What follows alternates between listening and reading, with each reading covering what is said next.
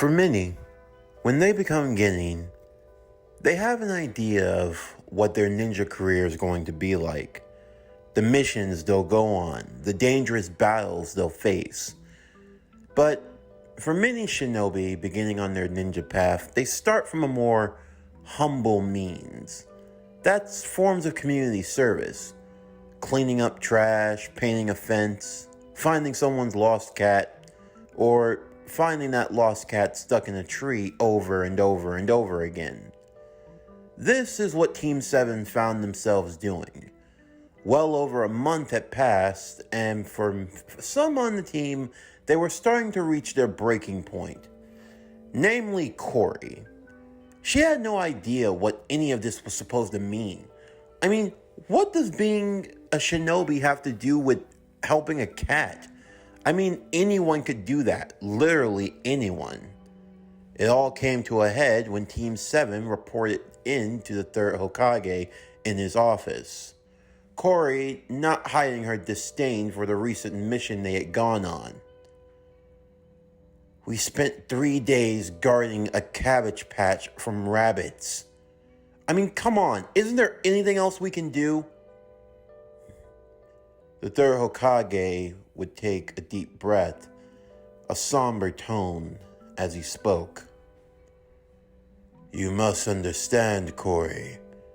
The life of a shinobi is filled with many perils and dangers.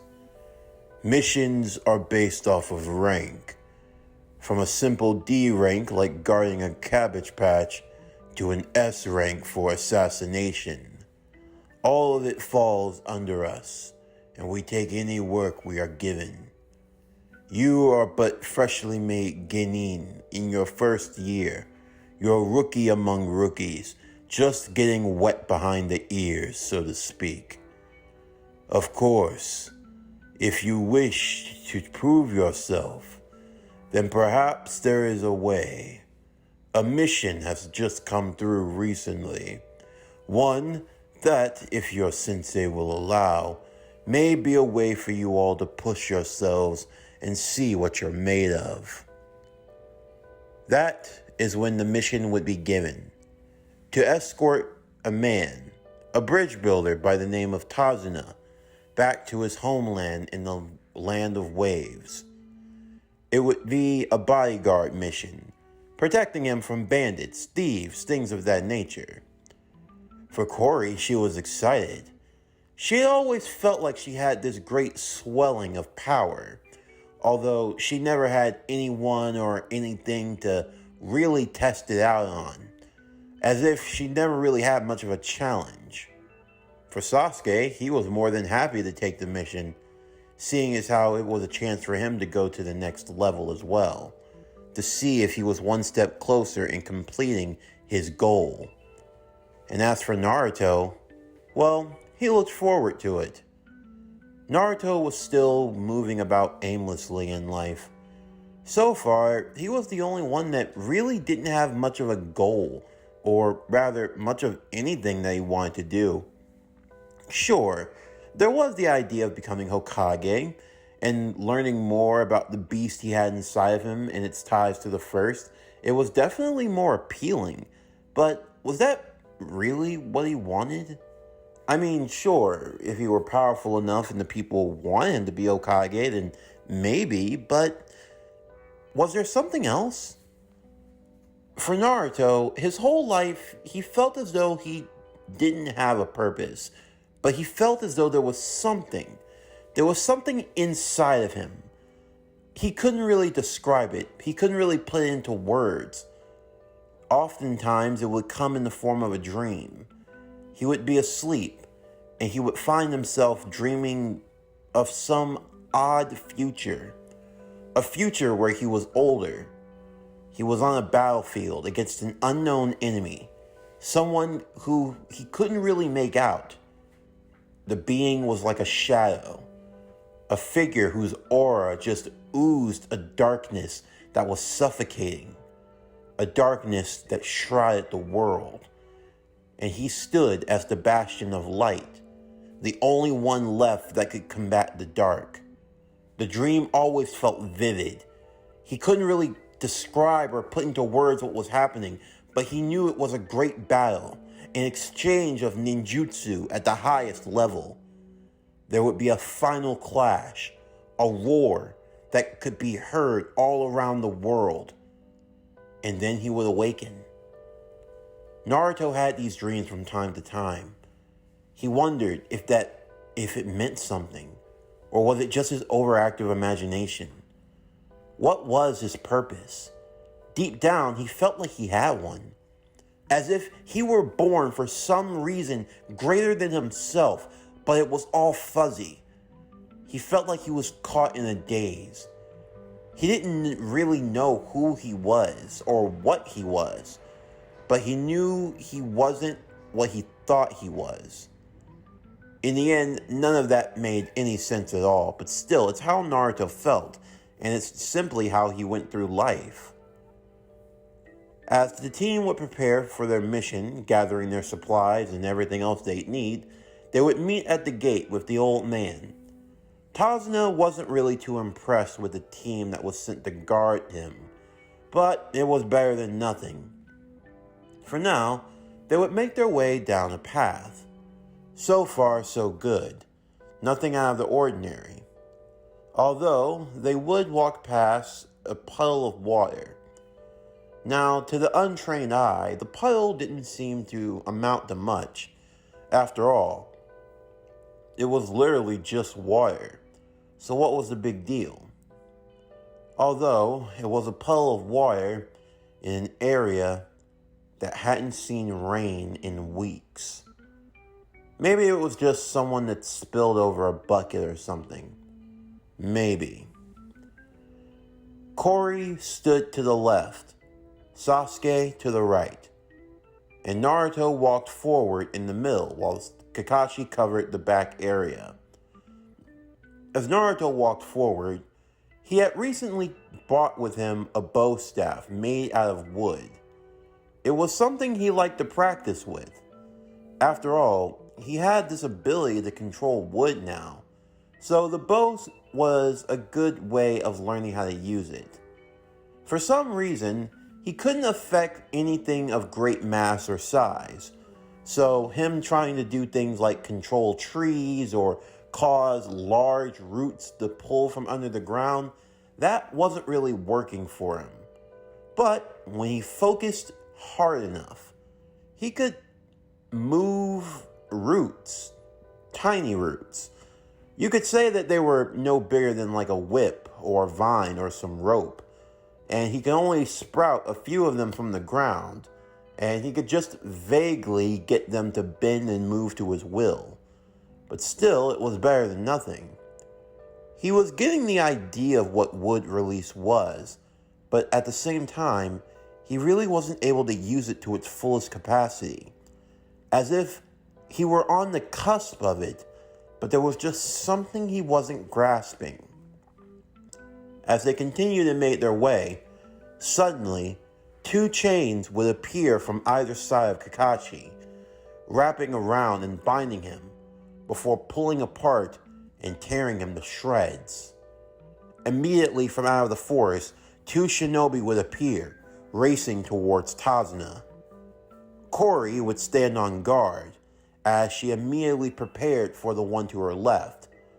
Her left arm would be scratched, and blood would start to pour from her arm, but she was able to take the pain, grabbing the shinobi by his gauntlet and wrapping him around before slamming him to the ground with authority. Sasuke, in the meanwhile, jumped into the air effortlessly, dodging his attacker, before grabbing him from the back and delivering a series of kicks to the head, before finally dropping him straight to the ground.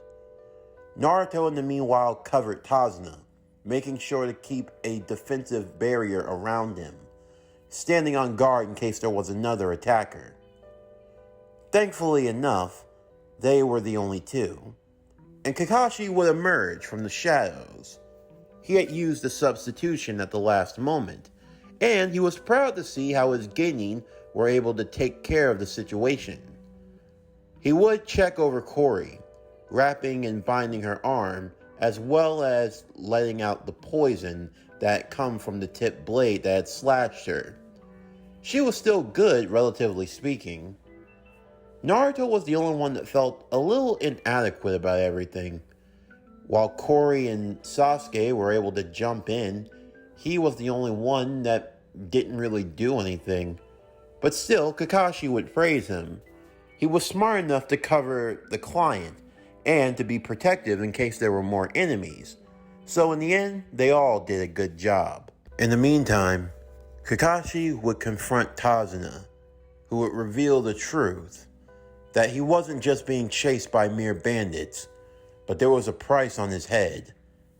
There was a thug, a gangster known as Gato, the one who had been the cause of all the turmoil from his home in the land of waves. The reason why was because Tazuna was building a bridge that would connect them to the mainland, a way of giving them commerce and trade, and freeing them from the oppressive reign of Gato. Because of this, Gato hadn't just gone to sending thugs after him, as well as sending shinobi. Of course, Kakashi feared for the worst. If this was for shinobi on shinobi action, then a higher ranked team would have been given this mission.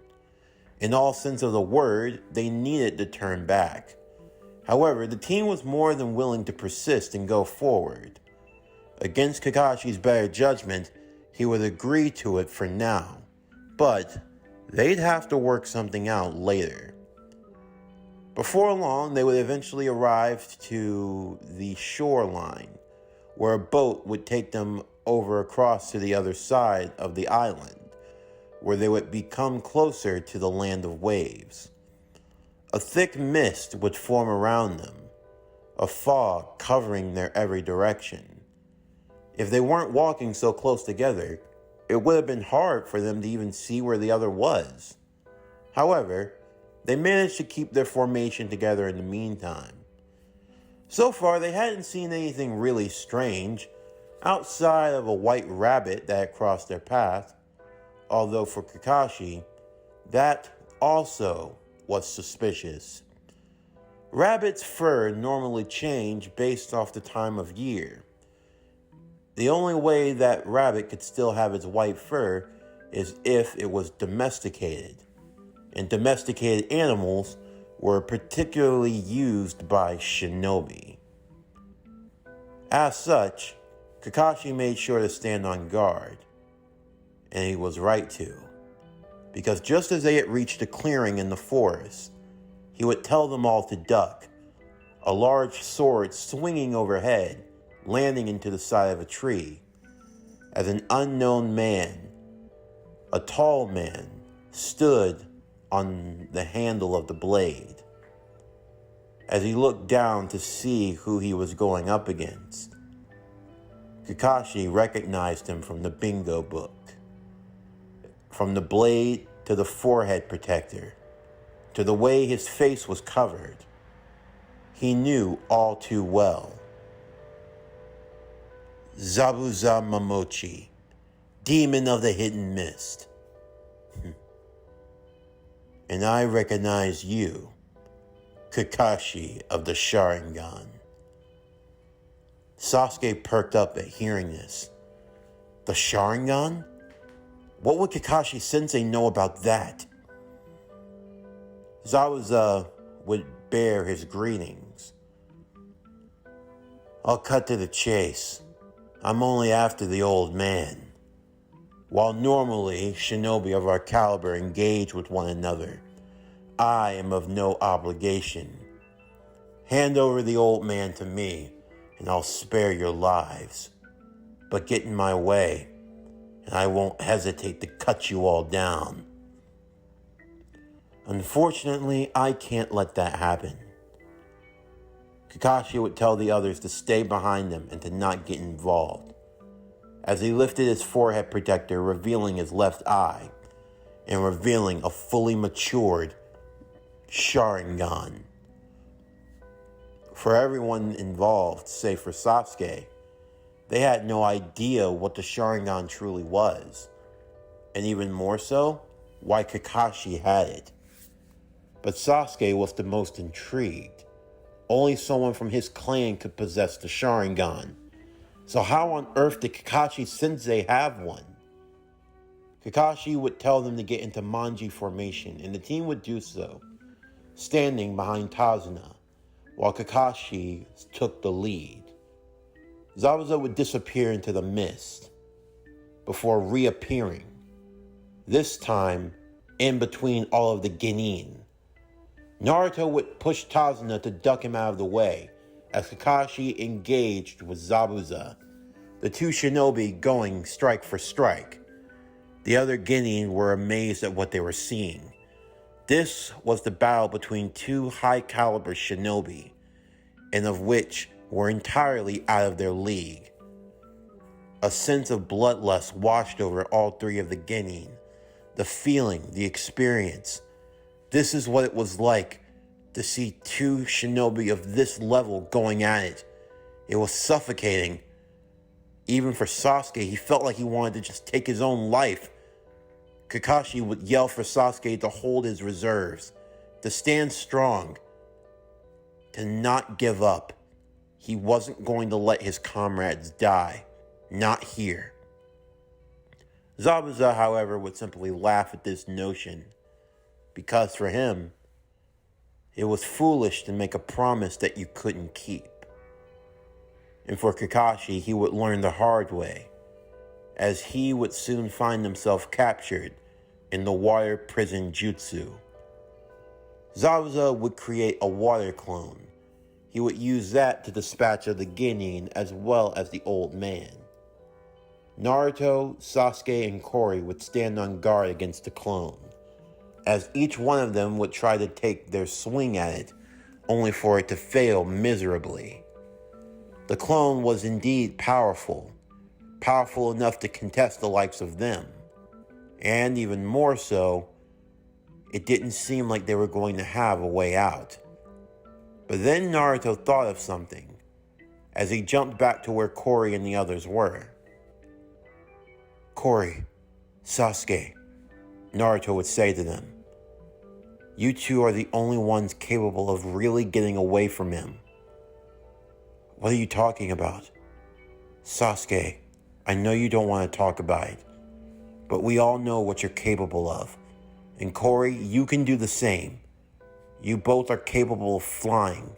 You guys can take Tazuna and get out of here. But what about you? I'll be alright. All I have to do is deal with the clone. The real Zabuza has to hold Kakashi in place. Otherwise, if he breaks free, he has to fight him all over again. We're not just going to leave you here by yourself, Sasuke would say. Fine then. Kori, I need you to take Tazuna and get out of here. What? I'm not gonna... It's gonna be alright.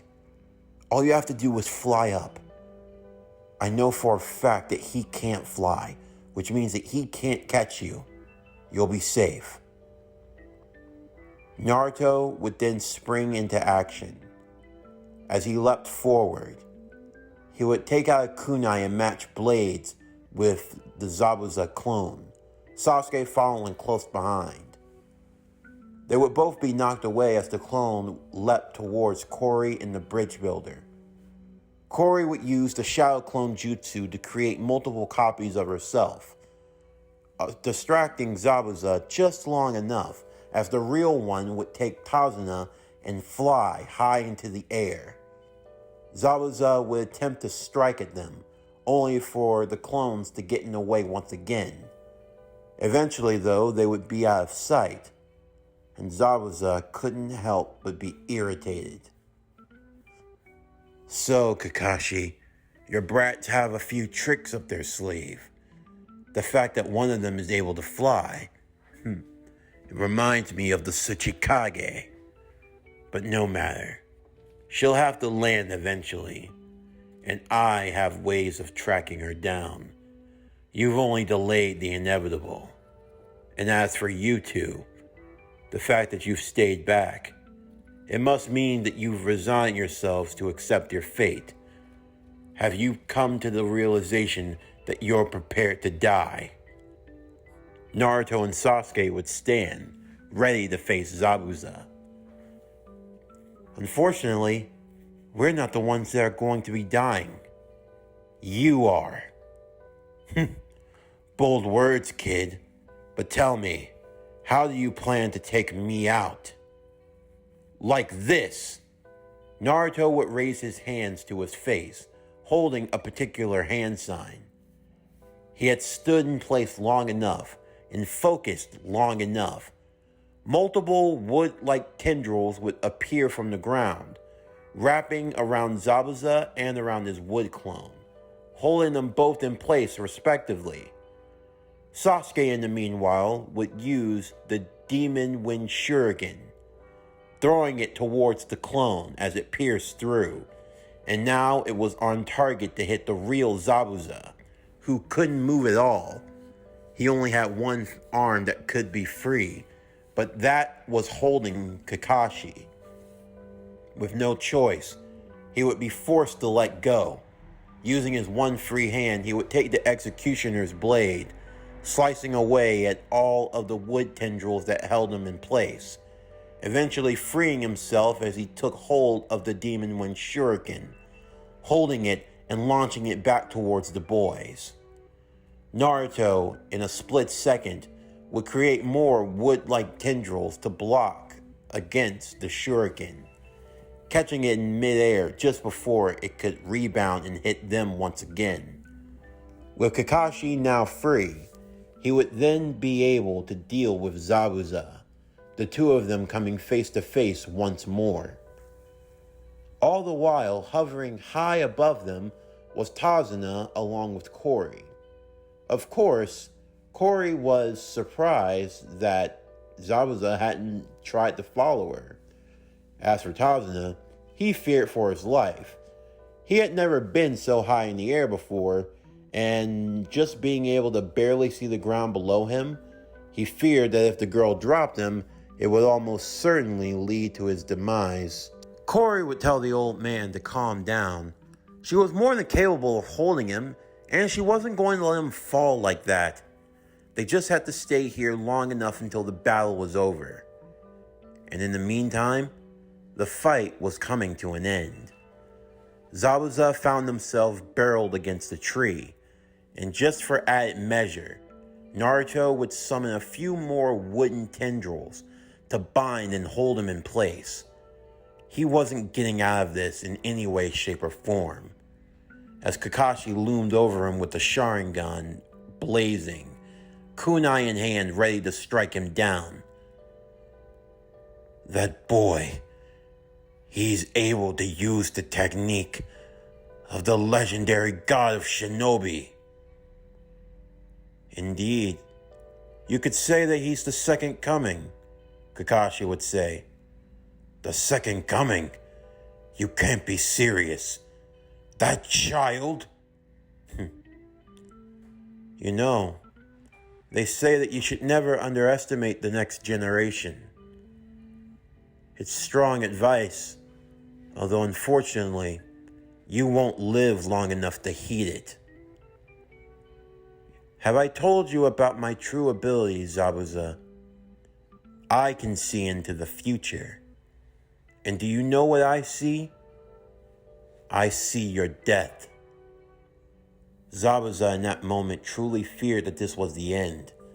However, his head would slump forward as two needles pierced his neck.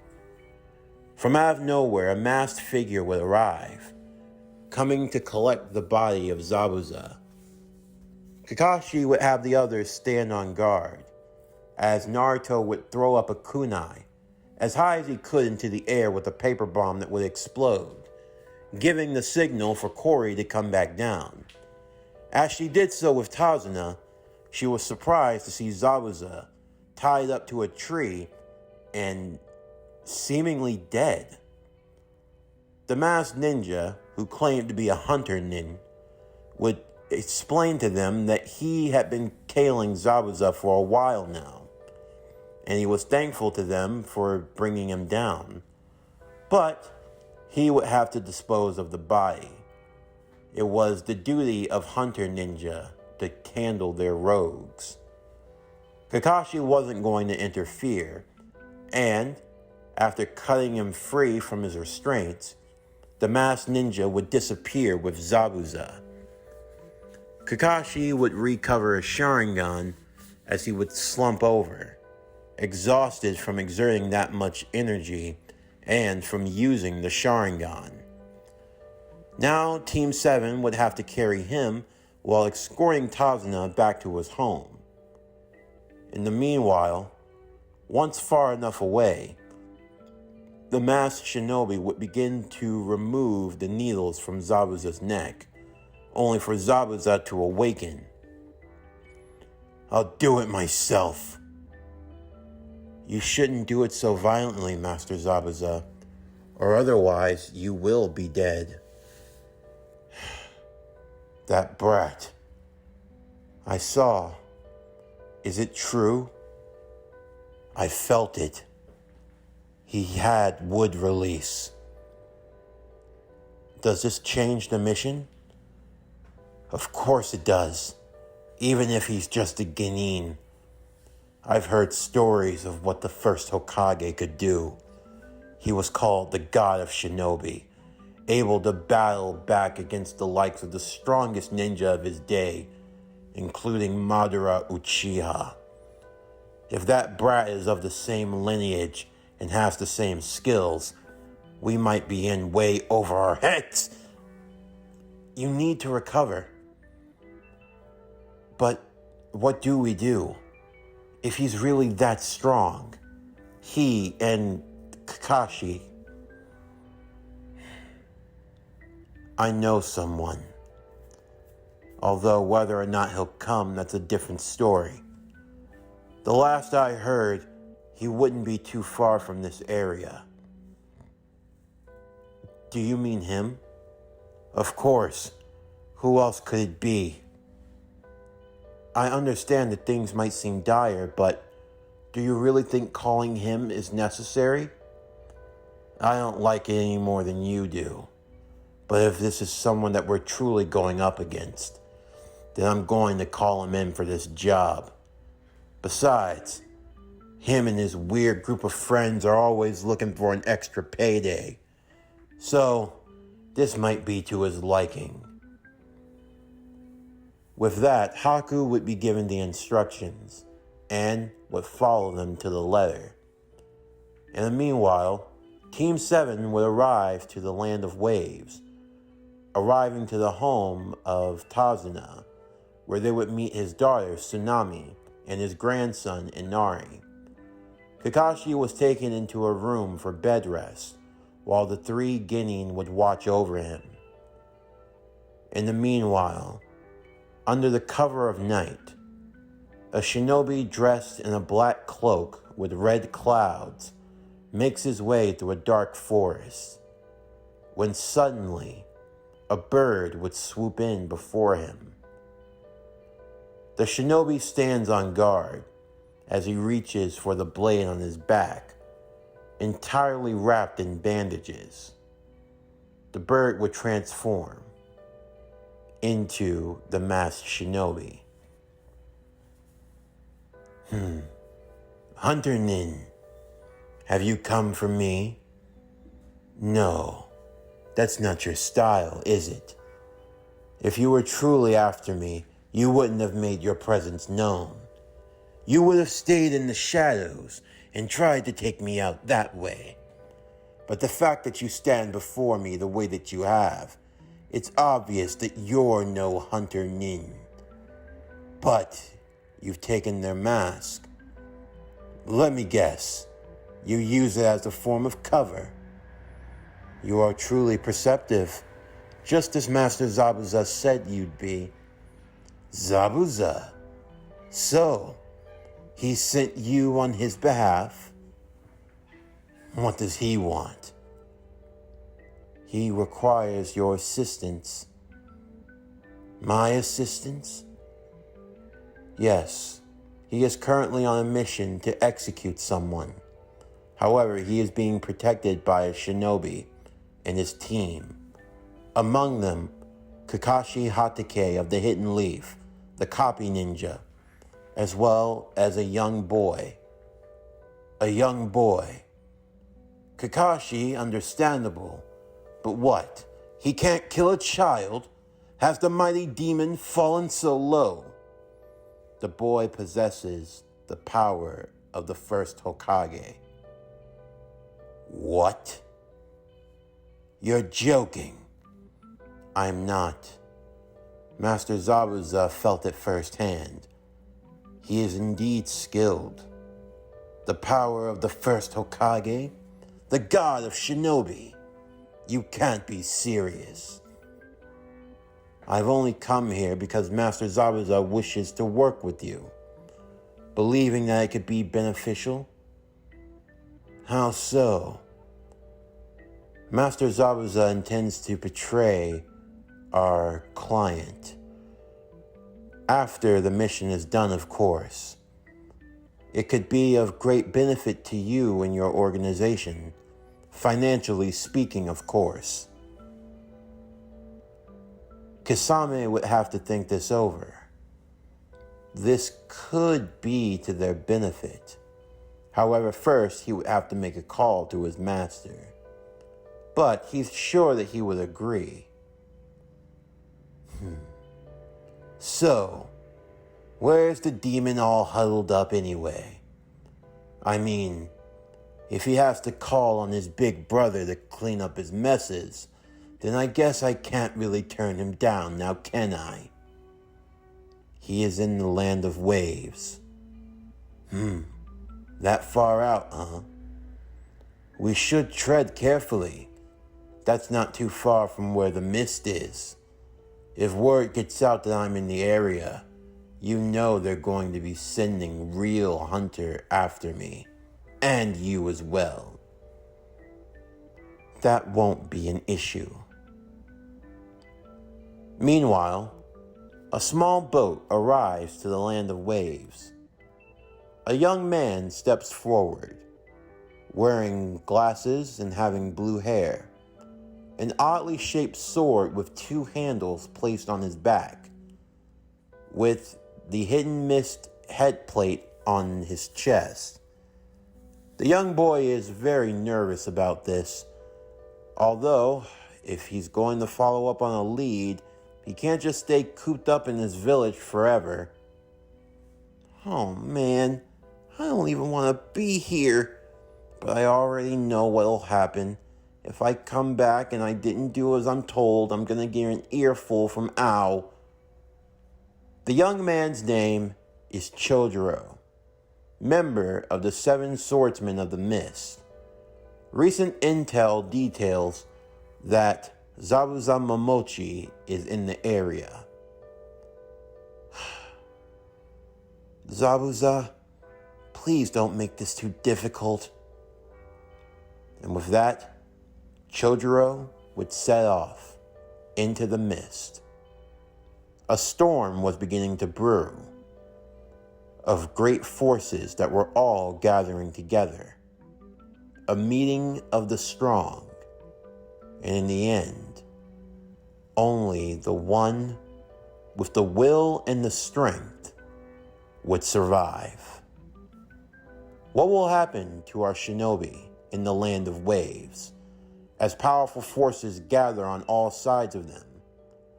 They'll have to train and get stronger and be prepared for the fights that are to come, because things are about to get hectic. This concludes Naruto King of the Beast, What If Naruto Was Swamp Thing, Season 1, Part 4.